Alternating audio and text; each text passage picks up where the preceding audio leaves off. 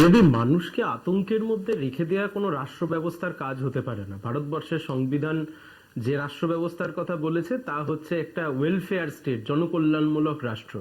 ধরো এই যে 60 লক্ষ নিয়ে আজকে প্রশ্ন রয়ে গেল, দুটো দিক। এক হচ্ছে যে 60 লক্ষ নিয়ে যে প্রশ্ন রয়ে গেল, এই নাম যাদের প্রশ্ন চিহ্নের সামনে তাদের নাম ওটা রয়ে গেল, ফলে তাদের মধ্যে একটা আতঙ্কের পরিবেশ, ডিলিট আতঙ্কের পরিবেশ। 3 নাম্বার কথা, আমরা আগেও বলেছি তোমার চ্যানেলে বা সবার কাছে, আমরা এখনো বলছি, গোটা এসআইআর প্রক্রিয়াটা যে একটা তাড়াহুড়ো করে কাউকে যেন খুশি করবার জন্য করা হচ্ছিল সেটাও প্রমাণিত।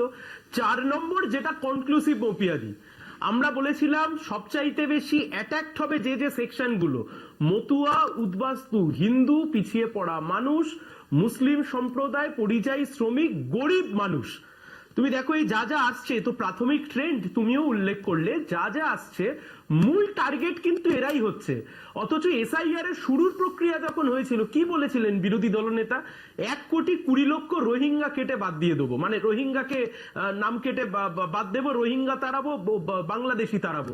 তো 1,20,00,000 রোহিঙ্গা কোথায় আর 1,20,00,000 বাংলাদেশি কোথায়?